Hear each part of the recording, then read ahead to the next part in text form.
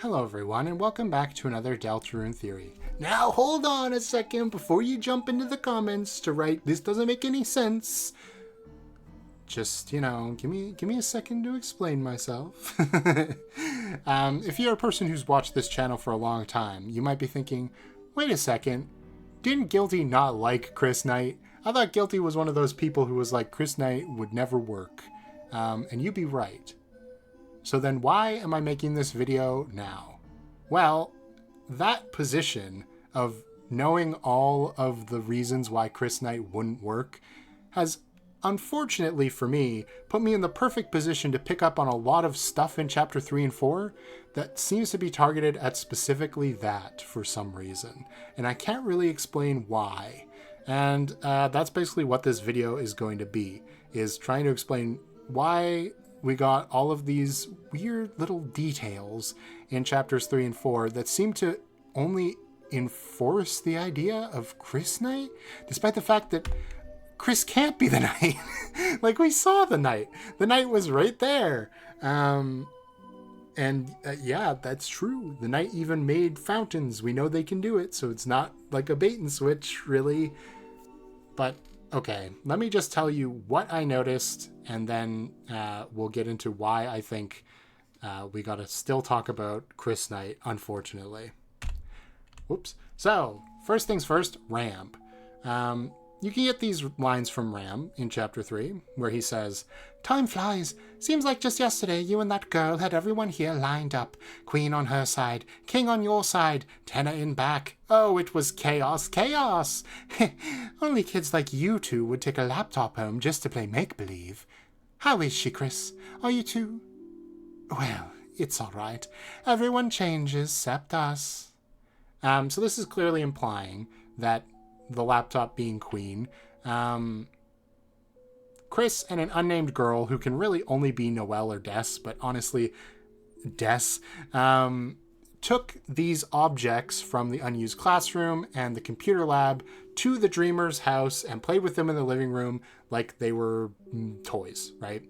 They played make-believe imagination games with them, which does add an extra little detail to like the 7 flying aces in the egg room in Chapter 3, because like Kris copied those cards, and you think it would be to cheat at cards, but maybe it was actually to cheat at this imagination game, which is kind of funny. Anyway, this kind of implies that potentially the Darkner's personalities that we see in chapters 1 through 3 are actually influenced by this game that Kris and Des probably used to play, which does make sense because all of these characters have a long retroactive history, right?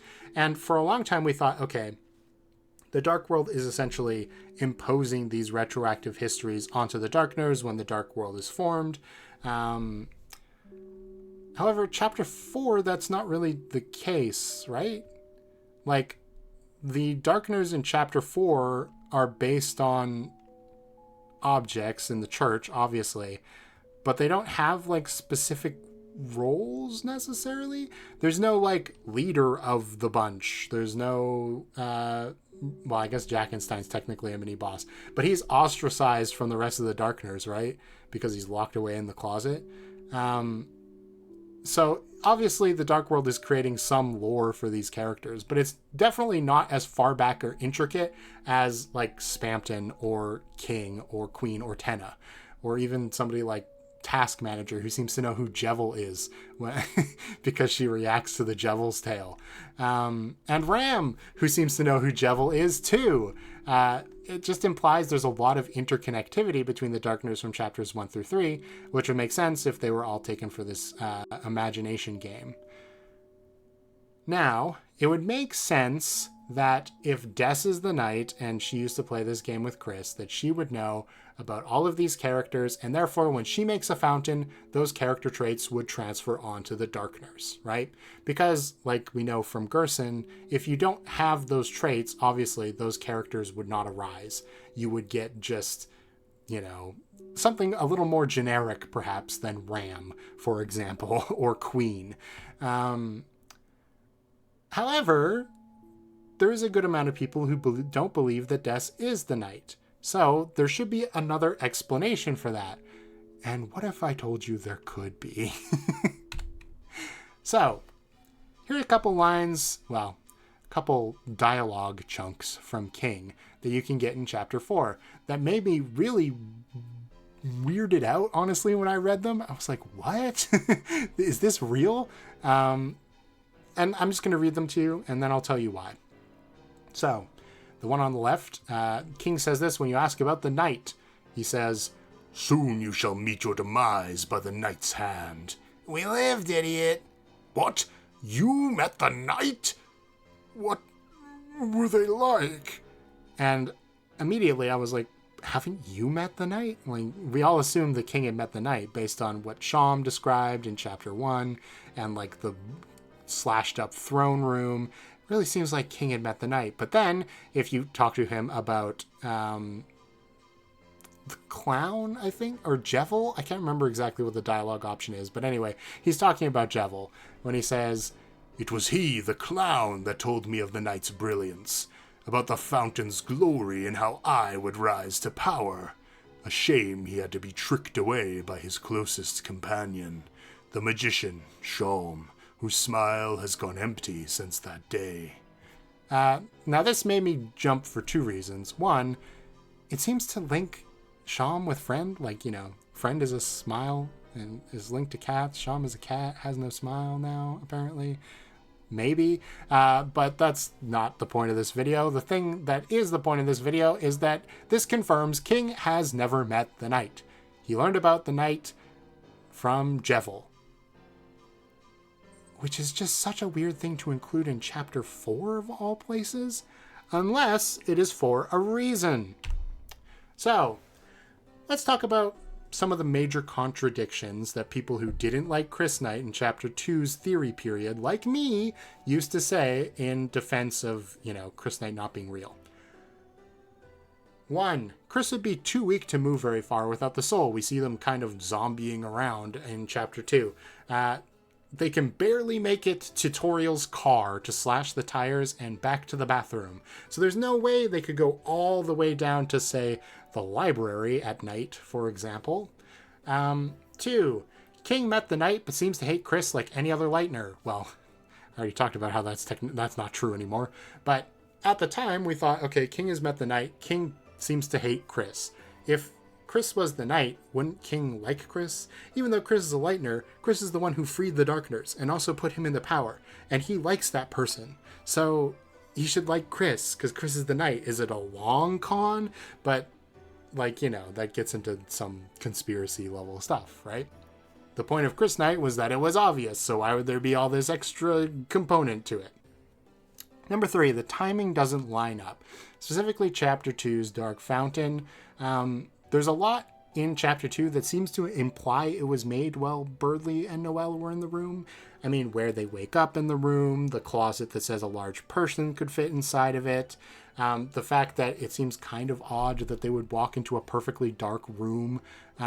Like, when Kris and Susie see a dark world for the first time, they're rightly freaked out. And yes, they do go into it eventually, but they also remember that they fell into the closet, right? Where it doesn't seem like Birdley and Noelle even realized what was happening, and they thought they just fell asleep, right? And maybe that's because Susie convinced Noelle it was all a dream, and then Birdley just went with it. But it is a little odd. And obviously Kris couldn't have done this, because Kris was in the dark world at the time with Ralsei and Susie, and then for that entire period, Kris and Susie are together, right? And finally, it would be too obvious. I mean, I already mentioned this, but would Toby really reveal the knight's identity in chapter 2? I mean, it is a mystery, and now for sure we know it's a mystery we're supposed to be thinking about and trying to solve.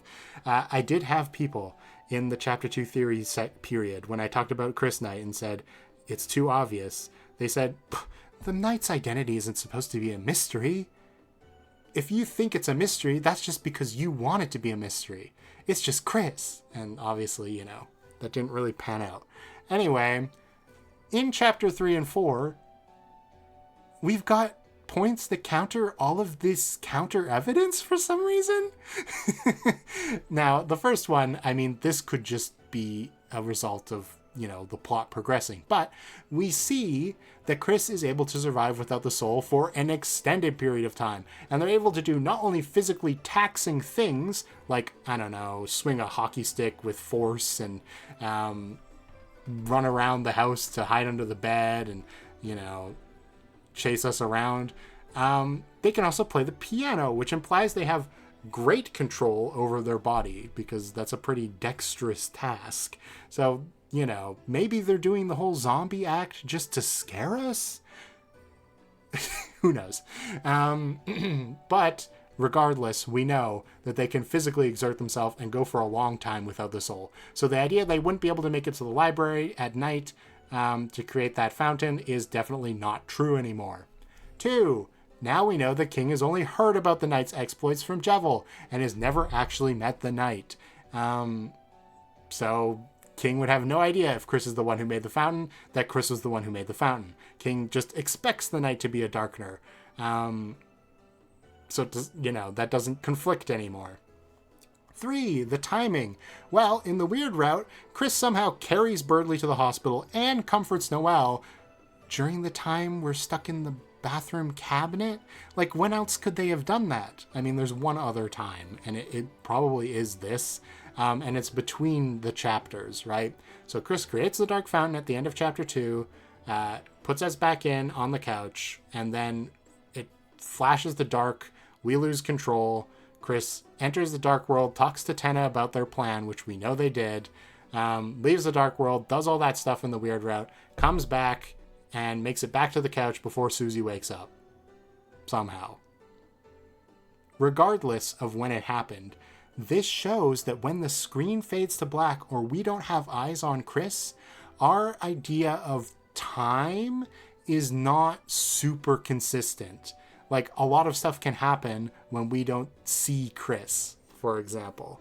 So the idea that, Kris couldn't have made the chapter 2 fountain is not only shot by the first point there, but also this one. And, they could have even made it during that period when Rousey tells them to go collect all the objects from the unused classroom and bring them into the closet so all the darkeners can come back.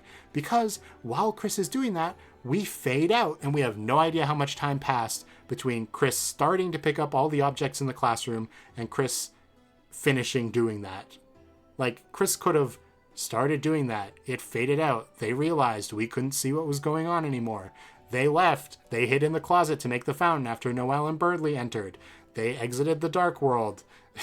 They came back. They finished picking up the objects, went, okay, I've picked up the objects now, and then went back into the dark world.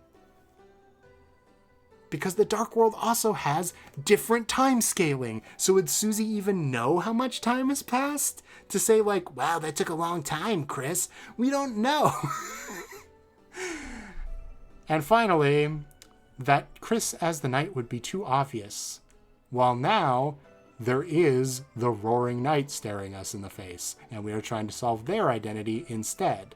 So, if Kris is actually the one making the fountains, and the roaring knight itself is a red herring to who the actual knight is, now the reveal could be extra painful, right? I mean, we saw Kris create a fountain. We have all this dramatic irony of knowing Kris has made one before. And we are now convinced that Kris is not the knight. So if it is revealed later that Kris actually is the knight, it's a double twist. Anyway, that's probably a little crazy, but I'm going to talk about it more. So hang in there. First off, it does explain a certain something, which is the lighting of the mind. Now, when Susie makes her fountain in chapter 4, the colors are totally different, right? And this is explained by the darkeners in that fountain as the lighting of the mind changing. So we already kind of knew that darkeners are based off of the creator of the fountain's perceptions, right? They seem to be based on connotations, and I had theorized during the chapter 2 period with like the origins of darkeners video that certain darkeners at least were based on the person who made the fountain or people who are in the fountain's specific connotations about an item. An example of that was Top Chef, right? Why would you think of the spinning top and immediately think food? Well, maybe it's because Susie was hungry. And so it immediately sort of changed Top Chef into being a chef instead of just like a Beyblade or something. However, now we know that it had to be the person who made the fountain's connotations that changed those darkeners. However, Kris could also be hungry. I mean, we barely ever let them eat, so who knows? Every time we lose control of Kris, they eat something. Really seems like they might also be quite hungry. Anyway, this change in the lighting of the mind is a bit of an issue if Kris is involved in the fountain creation, because the Chapter 3 fountain looked exactly the same as the Chapter 1, 2, and 4 fountains, right? That the knight made. And it could be, I suppose, that because Des, if she is the knight, and Kris used to play these make-believe games together, that they have very similar connotations about the objects in these areas. So no matter who, Kris or Des, makes a fountain there, they would end up being very, very similar. Or it could just be that Kris made them all, and that's why they're all the same, because Kris did it. All right, let's explain some timing, all right? And some interesting details. So, we can't really argue that Kris couldn't make the Card Kingdom fountain or the TV World fountain. The TV World one is the most obvious because we literally watched them do it, so they definitely did that one. And the Card Kingdom was seemingly made before we entered the world of Deltarune. And we know from Alphys and other people that Kris has been sleeping through class for a long time, which implies they are doing stuff at night, right? So it is very, very possible that they could have made the Card Kingdom Dark Fountain at any time, or the Closet Fountain for that matter. But it's really hard to speculate about those because obviously we don't have any idea what was going on when they were made. Cyberworld one, it's a bit trickier to explain, but I already did kind of do it earlier, which is that we now know that Kris can move basically as far as they want, it seems, without the soul. They just need to get it back so they don't literally die, or when they enter the Dark World, something weird seems to happen to them. Maybe they can't enter it at all, which would kind of make sense with this theory specifically. So, yeah, there's no real reason why they couldn't have made it at night. It would just rely on Noelle and Birdley having entered this, like, spooky, darker than dark room without even noticing, which, I mean, that's not the most dire, contradiction. That could just be something that happened off screen. We haven't had any discussion of it, so it could just be something we're meant to take as, you know, that just happened, you know? Or, as I said earlier, in that scene where the screen fades out while we were collecting the darkeners in the unused classroom, Kris could have hustled it down to the library, hid in the closet. Birdley and Noelle come in, they make the fountain.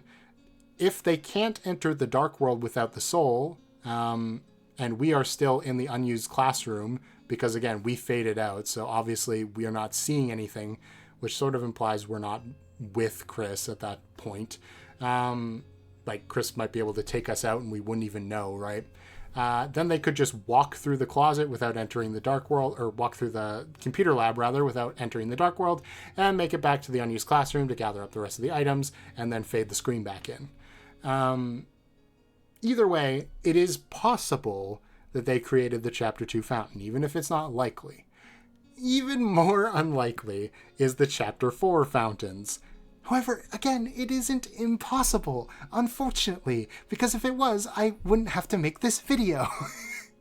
But, okay, there's this highly climbable looking tree in Noelle's dining room, and I have no explanation for why it is described as highly climbable unless it is meant to imply that somebody is going to climb it at some point, right?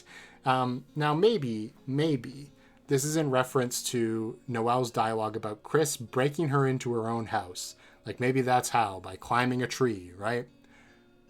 But that seems like kind of a stretch. And you'd think when Kris reads this dialogue about this highly climbable tree, Noelle would be like, "Oh, Kris, you love climbing trees, don't you?" or something. But no, she doesn't say anything. So what if this implies, again, remember, time scaling while we're not in Kris's body seems to be pretty funky. So what if this implies that after Kris got that phone call in chapter 4 from whoever that is, Carol or the Knight or whoever, they went to play the piano until we were far out of the way and they were confident we weren't coming back because, they put the vent grate back up or whatever, or, however you want to explain it. There's even the chance that they can see us while we are disconnected from their body. Because in chapter 4, when Susie falls into like the dark area where the Sound of Justice is, the Gerson statue, Kris closes their eyes and thinks about Susie, and then we end up with Susie. And it seems like Kris is using our vision of Susie in order to find her. Now, it could be that they're listening to the sounds too and trying to find her. But it is an interesting idea anyway. So regardless, the idea is that after removing us from their body, Kris distracts us. We end up in the basement or wherever else for a while. Time scaling's a little weird. Kris climbs this tree, exits out this conspicuous back door that we also never talk about, goes down to the church, enters it, makes the fountain in the main church area, locks the door with the first number they see, which happens to be on the fire extinguisher, enters the foyer area, makes another fountain, and then returns to the Holiday Mansion in time to hit us with a hockey puck. It's not impossible, right? Unfortunately, it is not. And, maybe there is some reason why this tree is described as highly climbable and I'm just missing it. But it seems like such a weird detail. It's like a Chekhov's gun that never goes off in chapter 4. Unless maybe it did. Okay. If Kris actually made all the fountains, it actually does solve a couple other things other than just the lighting of the mind being the same. For one, if Kris made 2 dark fountains without the soul in the church, it could explain why the foyer fountain is shrimpy. No other fountain we've ever seen before has been as small as the foyer fountain. And it can't just be because of the foyer, because when Susie makes her fountain there, it's full size. A lot of people in the comments seem to believe that it's because the smoke sort of coming out under the door of the main church area into the foyer created its own fountain in that area. But that's not how that would work, right? It wouldn't get its own new fountain. It would just add that area to the existing dark world and you would move between them with the great door. This happens with the closet and the chapter 1 fountain in chapter 1, right? The closet didn't leak darkness into the unused classroom to create that fountain. Another fountain had to be created there, and then they were linked with the great door in the same way we see in chapter 4. And this Ralsei dialogue, which people seem to have gotten this idea from, which, to be fair, there's a lot of dialogue, and Ralsei is just naturally very cryptic. So I'm not, shaming you for thinking a different way than me. I'm just saying. The interpretation of these lines, I want to lay it out with you step by step here. So Susie says, it's the same as before, the first time. And of course, she is talking about the first dark fountain that was made in the foyer, not hers. And now Ralsei has just before this explained that the reason Susie's dark fountain looks different is because she has different views of the world, right? That, the lighting of the mind is different or whatever. Only people with memories of Gerson could have brought him back. That all happened right before this. So when Ralsei says, I suppose the original Dark World was formed partially of the fountain inside there, too. The Knight's 2 fountains.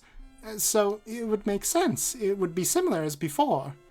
This is Ralsei explaining why the fountain that is now opened up in the foyer, when we opened the doors to the main room and the darkness spread, why it is not a different lighting compared to the interior fountain, right? He is not saying that the foyer fountain was created by the interior fountain. He is saying that the foyer fountain has the same lighting as the interior fountain because it was connected.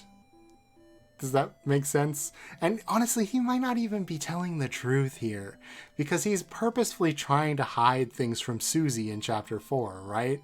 And this, like, doesn't even really make that much sense. He could have just said, oh, the knight made 2 fountains, so of course they would be the same because the same person made them. It's kind of a tangent, but it does connect. If Kris made all these dark worlds, then it would make sense why the lobby fountain would be smaller, because they are running out of energy, right? They've spent a lot of energy to create this first dark fountain, and now they have to make another one in the foyer. And we presume the determination comes from the soul, because that's kind of how it works in Undertale. So without the soul, maybe they're running out of power to make these fountains, and that's why this one's smaller. Just a thought. It would explain why the dark worlds are being made where they are. If Kris is making them all, it explains why they're in these weirdly public places, because Kris, I think, personally, this is from my Night is Fear Part 2 video, is trying to create some sort of perfect world within the shelter. So, of course, Kris would want to gather all these Darkners that have these nostalgic characters attached to them from their youth, right? And maybe these characters are even essential to, like, bringing Des back to life, or, you know, fixing her so she's not a scary knight anymore. But yeah, it explains why these dark worlds will be made in public places and why the knight isn't making them in, like, their own house, for example, more often, potentially, because Kris obviously did, because they need to gather these specific Darkners because it's part of their plan. It explains why the egg rooms appear in every dark world. The egg rooms are inextricably connected to Kris. Kris seems to be the only one who can enter these rooms. So the idea that it would show up in the knight's dark world doesn't really make sense, unless, of course, the person actually making the fountains is Kris. And it explains why characters like Rules and Lancer would be consistent. Because who's to say that something like a Rules card wouldn't take on a completely different character if placed within the context of a computer lab, right? Within the card castle world that was all about board games, of course, he would appear as like a Duke of Puzzles, right? But Rules within a computer lab could be a completely different thing. Like, he should be some sort of code entity or something like that. But instead, he's still just Rules, right? With a pirate hat for some reason. So it's possible that that is explained by the fact that Kris and the knight, potentially, if the knight is Des, have these pre-established characters for all these objects from their make-believe games, and that's why Rules always turns into Rules and doesn't turn into something else. But yeah, that's basically the idea. To summarize, the fountains all have the same lighting, which we know from Chapter 4, that if a different person makes a dark fountain, it can look very different. We technically don't know if it always does, but it sure is implied that there would be differences. All of the fountains, other than Susie's, look very, very similar, and we know Kris made the Chapter 3 one. There is no way to 100% say that Kris didn't make all the rest of the fountains. So, what if Kris did make all of the fountains? Other than, I suppose, the one that spawns the Titan at the end of Chapter 4. And maybe even the one in the lobby, like maybe the knight made that one and Kris made the main one, and that's why it's smaller. I don't know. But that, I'm telling you, that smaller fountain's going to come back and be important for something. I don't know what yet, but same as the highly climbable tree. I don't know. Something's going to go on there. And yes, I would be interested to know your thoughts in the comments. If you think this theory is stupid, I'm kind of on board with you, right? Like I said at the beginning of this video, I am not a Kris Knight fan necessarily. Like, I don't think it would be a bad twist at this point. I think it would have been pretty underwhelming if it was revealed in Chapter 3. But now that we've sort of like retwisted and there's all this doubt again about Kris being the knight, the idea that we could twist again and say, actually, Kris was the knight the whole time, you idiot, you should have known it. That is interesting to me. But yeah, let me know. I expect this one to be unpopular. Or maybe it'll be really popular because everybody loves Kris Knight, right? Right? Okay, bye.